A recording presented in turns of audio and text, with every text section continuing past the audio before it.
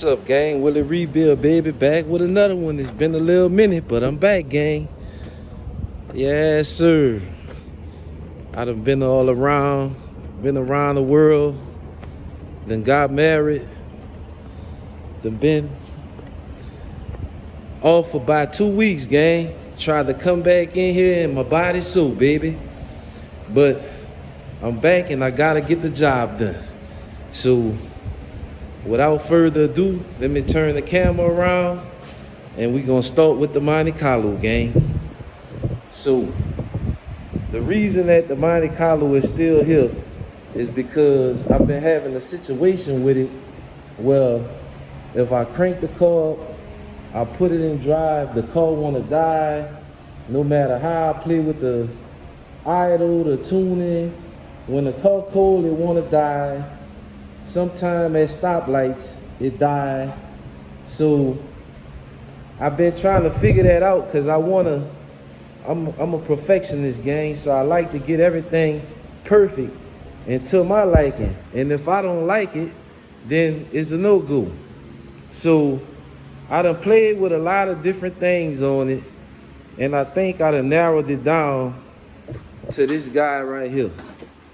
And what I think is happening is, this done went bad. That's the TCC lockup solenoid. I think it went bad. So the converter is just locked up all the time. You can tell the car kind of fight itself when you're trying to stop it. Like it steady want to pull. Like, that's what I narrowed it down to. That's what I think it is. I'm getting ready to drop the transmission pan and change the TCC lockup solenoid, and hopefully that do the trick, gang. Then we gonna jump over here to the dump, and then we gonna jump over here on the box Chevy. The box Chevy just might beat the dunk out the door, gang. So that's what it is. I ain't gonna set y'all up on the tripod and all that. I'm just finna drop this pan right quick, stick this solenoid in there, give it a cold start, put it in gear, and see if that fixed the problem, gang. And then we gonna jump over here to the box Chevy.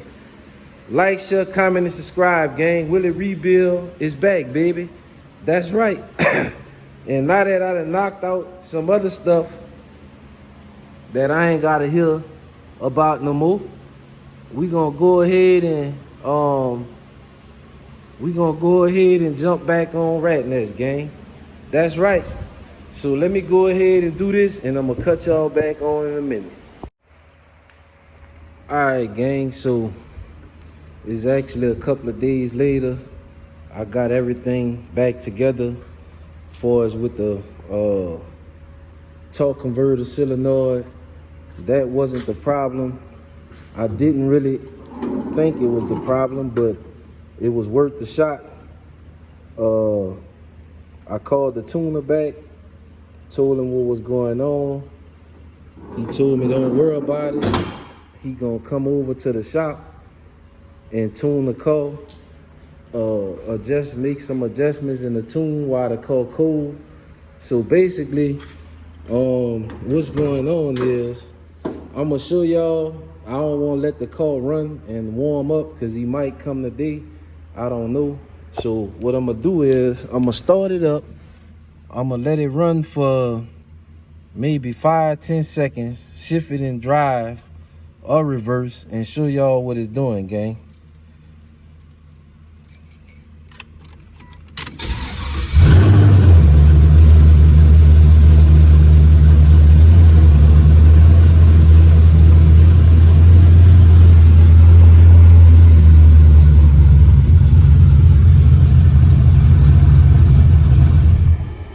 So as you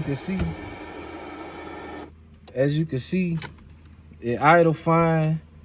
When I shift it to drive or reverse or whatever gear, and the engine under a load, that's what it do. It die. You can see that the car was cold. It's at 80 degrees.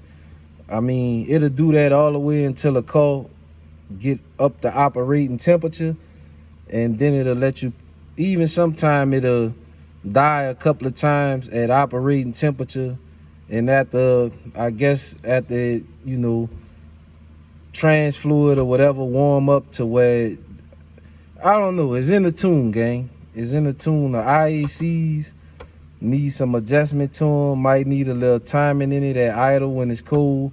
But that's the problem that I'm having with the Monte Carlo. That's why it's still here.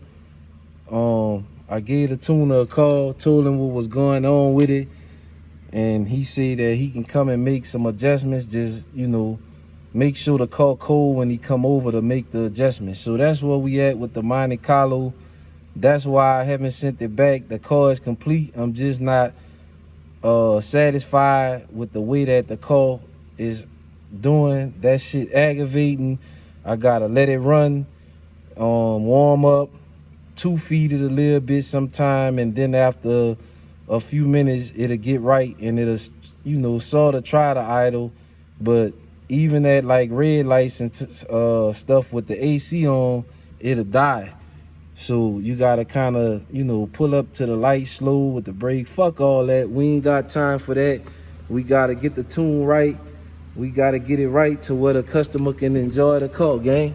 And that's just what it is. And it's gonna be sitting here with me until I get it right, because that's the only way that I'm gonna let it go out the door, is if I'm happy with the performance, not just the performance, but with the drivability. Because the car is performing, I don't like the drivability issues. So now we gonna come over here to the box Chevy. And as y'all can see, I got everything sitting in there looking nice and pretty. So I'm gonna just walk y'all through, because I was kind of jumping ahead because I've been out of town and I wasn't working. So I wanted to try to catch up. So as y'all can see, engine sitting in the car, wire horn is on it. As you can see, I opened my playbook up a little bit. Computer not nowhere under the hood. Wire horn is in the car. I got one of my fuse blocks head way down there. I don't want to hide it too much, so what I'm gonna do is I'm gonna lift it up.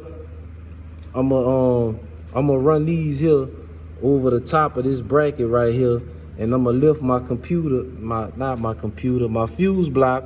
I'm gonna lift it up a little bit, but I wanna hide it all, gang.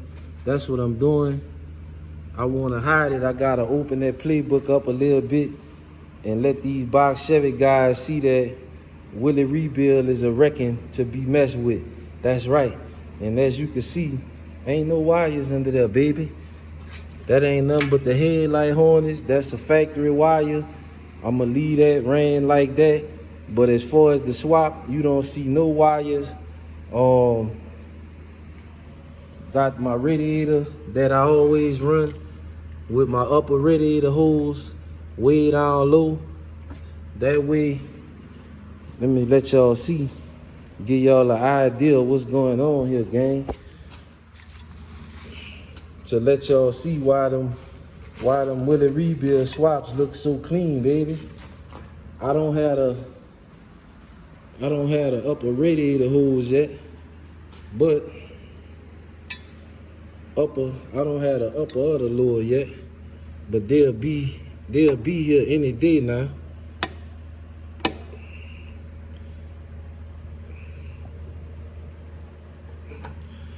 And as y'all can see, that's always the look that I'm looking for right there, because what that do is I can run my cooler intake right over the top of the radiator and hide everything. And look at that, how pretty that look right there, gang. That's right, with that upper radiator hose in the middle of the radiator. But I'm gonna trim this down a little bit. I'm gonna trim it down a little bit. That way my filter will stop about right here, and it's gonna give it the look that I'm looking for. That's right, gang. So where's the computer? Will it rebuild? Computer is tucked away in the car. Computer tucked away in the car right here in the factory location. And you can see down in there, that's the top of the wire harness. And I'm gonna finish wiring up everything. Gang, and tuck all the wires away and make it a pretty situation, pretty swap, gang. That's why I told you, come holler at me. Bring your car over here with a rebuild. I'm gonna give it that professional look, baby. That's right, professional look. Hide the wires, and this ain't even close to being finished. But y'all see what's going on. Got the 4-way stroker, LS3 CNC heads, 4L80. I ordered some headers, but I was gonna have a problem running the headers with the factory shifter. So I'm finna put some long tubes on here, and that way I can run the factory shifter.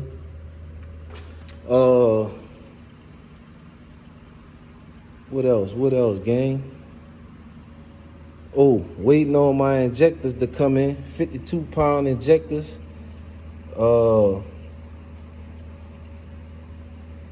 Other than that, I think I got everything, gang. Gotta put the knock sensors in. Gotta pull the intake off. Put the knock sensors in. I think I'm gonna go ahead and put the flat style coils on here. I don't know for sure. This motor came with this style coils. In fact, this is the coils that came with the motor. I might clean them up and run them. I don't know if I'm ready to come up off my flat style coils and put them on here. Depending on how I'm feeling, I might put the flat style on there, on here, and make it look a little bit more better. But y'all see what's going on, gang. Another thing I gotta do, I gotta send my pulley out to get it keyed. I haven't sent it out yet. I gotta get the pulley keyed. I'm gonna run the stock pulley. I'm gonna send it out and get it keyed so I can put it on that key crank. But other than that, man, the box Chevy is almost out the door, gang. Almost out the door. I'm getting ready to pull out the TCM so I could drop that off and ship it out. Finna pull that out of here, ship that out, get everything unlocked and all that, what I need done, so we can jump back on the don't. Other than that, don't, she good. She almost done. Another thing people been asking me about with the box Chevy. People been asking me about the drive shaft. Like, people always ask me about what drive shaft to use and this and that. So with your drive shaft, basically all I do is, sometimes you're gonna have to get it made depending on your setup. Sometimes you're gonna have to get your drive shaft made. Sometimes you might have to get the drive shaft shortened. You can get it extended, or you can just get a new tube put in. But basically all I do is I get my tape measure right here. I measure from center to center of the U-joints. Then I start checking different vehicles, Chevy vehicles preferably, to see what drive shaft is close in proximity to the length that I'm looking for my application. And if I find one close, you know, I can use it, save the customer some money. But if I can't, I mean, you just got to get the drive shaft made. you gonna save some money if you could find one in a junkyard. A lot of times in the junkyard, those drive shafts be bent, so you can use the ones in the junkyard to get your measurements and stuff. But certain cars, when they pick the car up with that forklift, it damaged the drive shaft. So you can use the ones in the junkyard to get the right measurement, but a lot of times you have to go and find a car from a private owner or somewhere. Like if it's a big junkyard and they picking the car up from the front, it won't damage the drive shaft. But in the junkyard, the way they line the cars up, they line them up like this in rows, so they be picking them up from the side. And if they do that, certain cars, it's gonna damage the shaft. So some things you just can't get around. If you gotta buy a drive shaft, it's not the end of the world. Just buy your drive shaft and continue on with your swap. If you can find one, it'll save you some money. But with applications like this right here, well, it's a tricky type of drive shaft. You're gonna have to spend the money either way. So that's how I do with the drive shafts. I measure from U-joint to U-joint, and then I start comparing my measurements to different Chevrolet vehicles with similar length. And if I find one close, then I got it done. But guess what? You still gotta pay me for doing all that, because I gotta go fucking do homework. I gotta find the drive shaft. I gotta switch the slip yoke. I gotta change the U-joints. I gotta buy the U-joints. I gotta buy the slip yoke. So who's saving, me or you? So that's where we at, gang. We about to have fire in the hole in the box Chevy real soon. We about to get the Monte Carlo out real soon. Monte Carlo might not go nowhere though. It might be a permanent fixture at the shop for a while, because I gotta put a flow pan in it too. And I think he just ordered the flow pan, but I really want to get that idling issue straight before I move forward and do anything else with the car. I want to get that idling issue straight, gang. It's Willie Rebuild. I'm back. The videos finna get consistent. I've been having a lot of shit going on to where I haven't been able to give 100% at the shop, and not even 100%, definitely not 100% with the videos. But now I'm back. The content about to get more frequent. Don't forget to like, share, comment, and subscribe. It's Willie Rebuild over and out, baby.